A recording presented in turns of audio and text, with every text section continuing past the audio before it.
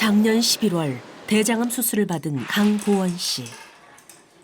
계절이 바뀌고 달력이 넘어갔지만 암과의 싸움은 끝이 보일 기미가 없습니다. 그동안에 어떻게 지내셨어요? 선생님, 다른 데는 괜찮은데 여기 장루 부분이 약간 헐어서 조금 약간 쓰려진 부분이 있어서 조금 그거는 조금 불편하긴 했는데 뭐 수술하신 지 얼마 안 되고 했기 때문에 아직은 장 유착도 좀 있을 수 있고 혹은 장루 주변 통증도 좀 있을 수 있고 그래서 아직까지는 조금 불편감은 있을 수 있습니다.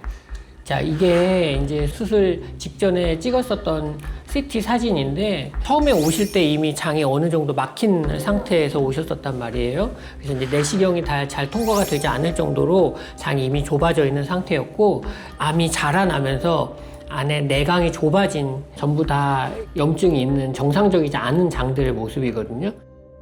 수술대 위에 오르기 전까지만 해도 대장이 일부만 잘라내면 될 줄 알았답니다. 하지만 막상 마주한 보원 씨의 장 상태는 훨씬 처참했고 7시간의 대수술을 버텨내야만 했습니다.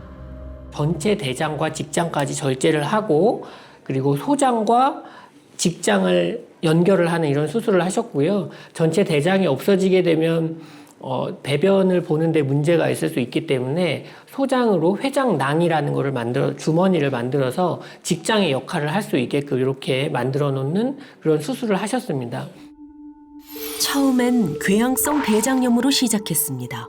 그래도 암은 아니니까 곧 낫겠지 하고 믿었는데 증상이 점점 더 고통스러워졌답니다. 대장염이면 대장 벽이 패인 거거든요. 하루에 한 24번, 25번 정도를 화장실을 가요. 나중엔 나올 게 없으니까 혈변이 나와요. 그러니까 피가 그냥 항문으로 나온다고 보시면 돼요. 처음에 알았을 때는 정말 엄청 힘들었어요. 몸무게도 38kg까지 떨어지고. 어떻게든 버텨내보려 했지만 결국 대장암 3기 진단. 대장 속에 암세포만 8개가 자리 잡고 있었습니다. 거의 진짜 최악 상태 바로 직전 단계라고 하니까 그때는 진짜 조금 이거 뭐지? 이런 생각이 좀 들었어요. 나 별로 잘못한 건 없는 것 같은데 왜 이렇게까지? 이건 너무 상황이 심각하잖아. 이런 생각이 들어서 그때 약간 저도 모르게 이게 눈물이 핑 돌았어요. 수술만 받는다고 끝이 아니었습니다. 강보원 씨는 대장을 전체 절제하느라 현재 대장이 없는 상태인데요. 암과의 사투 끝에 남겨진 장루 주머니를 보는 일이 쉽지 않습니다.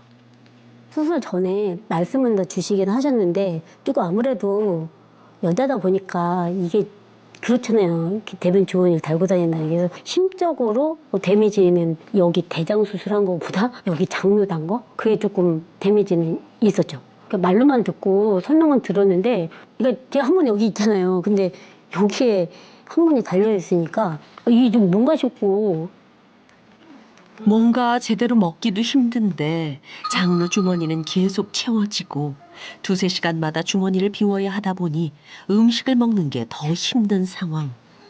얘는 치마를 입어도 조금 이렇게 불룩히 돼 있고 바지를 입어도 좀 많이 불편하긴 하죠. 계속 갈 때마다 힘들고 다닐 때마다 힘들고 잘 때도 힘들고 그러니까 이것도 계속 비우고 제가 조금 냄새에 민감한 편이거든요. 그래서 장로 갈 때도 제가 장로인데 너무 괴로워요. 독한 소화액이 밤낮 없이 흘러나와 시간이 갈수록 피부는 빨갛게 헐고 심한 날에는 피가 나기도 했다는데요. 내 몸인데도 내 뜻대로 되지 않는다는 게 이렇게 서러울 수가 없습니다. 힘들면 조금 튀어나와요. 조금 피곤하거나 그러면 얘가 좀 튀어나와요. 그러면 손으로 이렇게 넣어주거나 아니면 이제 누워있으면 또 들어가요. 아프고 괴로운 만큼 속마음도 타들어가지만 가족 앞에선 애써 괜찮은 척한다는 강보원 씨. 그럴수록 지켜보는 사람들은 더 속상한 마음입니다. 엄마는 결국 우셨던 것 같고요. 언니도 저 안 보이는 데서는 우는 것 같아요. 얘기하다 보면 엄마도 그렇고 언니도 그렇고 눈물이 그렁그렁 하거든요. 근데 제가 너무 시식하게 하니까 더 속상해하고 가슴 아파하시고 그러셨죠. 그때 사실 그랬어요. 아, 건강관리 잘할 걸. 괜히 나는 괜찮은데 그 언니나 엄마, 오빠, 아빠 다 힘들어하고 그거 보는 게 조금 더 힘들었어요. 괴로운 항암 치료가 벌써 9번째. 뻐근해요. 따끔. 아파. 익숙해질 법도 한데 독한 약은 아무리 해도 익숙해지지 않나 봅니다. 체력이 떨어져서 그런지 이렇게 수전증처럼 밥 먹을 때 수저들 때 이렇게 떨어요. 그리고 또 손이 이것도 부작용이라고 하더라고요. 이렇게 손이 이렇게 썩은 것처럼 이렇게 검게 돼 있어요. 그리고 어제만 해도 여기 다 벗겨졌어요. 이렇게. 몸을 가누는 것만도 힘들지만 그럼에도 절대 소홀히 하지 않는 게 하나 있습니다. 입원할 때마다 정성스럽게 싸우는 도시락인데요. 아, 이게 대장 회복에 좋다고 해서 식이섬유 많은 거라서 그래서 이게 하여튼 약처럼 먹어야 돼요. 매 끼니마다. 요거 샐러리고요. 얘는 토마토고 요거는 오이고요. 음식을 씹어 삼키는 것조차 힘들고 어렵게 먹으면 장루를 갈아야 하는 게 난관인 상황. 하지만 그래도 채소를 포기하지 못하는 건 대장 건강을 위해 할 수 있는 유일한 노력이기 때문입니다. 우선은 다 먹는 거를 목표로 하는데 이게 쉽지는 않아요. 끼니 때마다 후식처럼 먹으려고 애는 쓰는데 근데 한 반 정도 먹으면 많이 먹는 것 같아요. 다는 어렵더라고요. 장류도 가스 차는 것도 있고 또 제가 씻기도 조금 힘들고 그래서. 물론 아무리 잘게 자른다고 해도 항암 중인 상태에서 채소들을 씹어 삼키는 것 자체가 쉽지는 않습니다. 반도 먹지 못하고 남기는 날이 더 많은데요. 한 입이라도 더 먹어보겠다고 노력할 때마다 풀리지 않는 의문이 하나 있답니다. 채소랑 과일 이런 쪽 좋아하고 되게 건강 식단을 나름 했다고 생각해요. 제가 술, 담배를 할 줄도 모르고 근데 이렇게 조금 암이 갑자기 걸리다 보니까 조금 당황스럽기도 하고 조금 억울하다는 생각도 솔직히 조금은 들더라고요. 병원에 갇혀서 보내기엔 아직 젊은 나이인데요. 강보원 씨가 이렇게 혹독한 시련을 겪어야 했던 이유는 뭘까요? 흔히 주변에서 식이섬유를 드셔야 합니다라고 하면 가장 먼저 하시는 게 뭐 채소나 과일을 먹으면 되겠구나 하고는 시장에 가서 잔뜩 사십니다. 여기서 식이섬유의 첫 번째 함정에 빠지는데요. 식이섬유라고 해서 다 똑같은 식이섬유가 아닙니다. 이 식이섬유도 하는 일이 완전히 다른 두 종류가 있습니다. 바로 수용성이냐 불용성이냐 하는 건데요. 물론 둘 다 없어서는 안 되고 하는 일도 엄연히 다릅니다. 그런데 여기서 두 번째 함정이 있습니다. 사실 그 안에는 또 종류가 나뉩니다. 수용성만 해도 이눌린, 펙틴, 베타글루칸, 그리고 불용성도 뭐 셀룰로스, 헤미셀룰로스, 리그닌, 이 학계에서 공식적으로 분류된 것만 해도 식이섬유가 수십 종에 달합니다. 왜 이게 중요하냐고요? 이 식이섬유 종류마다 먹이로 삼는 장내 세균이 전부 다르기 때문입니다. 채소만 열심히 먹으면 뭐 과일이나 해조류 계열 세균들은 나 먹을 거 없는데 하면서 굶어 죽지만 채소 계열 세균들은 신나서 잔치, 파티를 하는 거죠.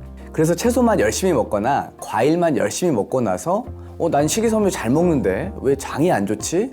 이상하네? 하는 일이 생기는 겁니다. 사실은 식이섬유를 먹긴 먹었지만 잘못 먹었던 거죠. 그러면 이제 저는 과일도 먹고 채소도 먹고 해조류도 먹고 종류별로 다 잘 먹으니까 된 거겠지라고 생각하는 분들이 계실 거예요. 여기에 세 번째 함정이 있습니다. 종류는 다양하게 챙겼지만 이걸 얼마나 먹어야 될 것 같으세요? 식이섬유 하루 권장 섭취량은 25g입니다. 언뜻 들으면 그리 많지 않은 것 같죠? 삼겹살 먹을 때 곁들이는 상추 몇 장 다들 드시잖아요. 상추 100g에 식이섬유가 얼마나 들어있냐면요. 고작 0.9g입니다. 그럼 하루 권장량 25g을 상추로만 채우려면 얼마나 먹어야 할까요? 자, 이 바구니 하나에 상추가 100장 들어있는데 이 정도면 될까요? 아닙니다. 2개, 3개, 4개, 5개, 마지막 이것까지 무려 556장입니다. 상추를 매일 이만큼 556장을 드셔야 하루 식이섬유 권장량을 겨우 채울 수 있다는 거예요. 실제로 대부분의 채소, 과일에 들어있는 식이섬유의 양은 생각보다 적습니다. 케일은 125장, 방울토마토는 60알, 삶은 감자는 20개, 블루베리는 무려 556알이나 섭취해야 하는데요. 그럼 채소 종류만 늘리면 해결될까요? 특히 쌈 좋아하시는 분들은 뭐 상추나 깻잎, 청상추, 적상추, 로메인까지 여러 종류를 먹었으니까 뭐 마음이 편해졌다고 생각하실 수 있는데 사실 이것들은 전부 같은 계열의 불용성 식이섬유입니다. 수십 종의 식이섬유 중 겨우 2-3가지 정도만 챙기고 있었던 셈인데요. 양도 부족하고 종류도 부족했던 거죠. 실제로 한 연구에 따르면 주당 10종 미만의 식물성 식품을 먹는 사람보다 30종 이상 먹는 사람의 이 장내 미생물 다양성이 확연히 높았다고 하는데요. 여기서 중요한 건 어떻게 먹느냐입니다. 올바른 방법으로 챙기기 시작하면 단 2주 만에 식이섬유를 올바르게 챙기는 것만으로 여러분의 장은 완전히 달라질 수 있기 때문이죠.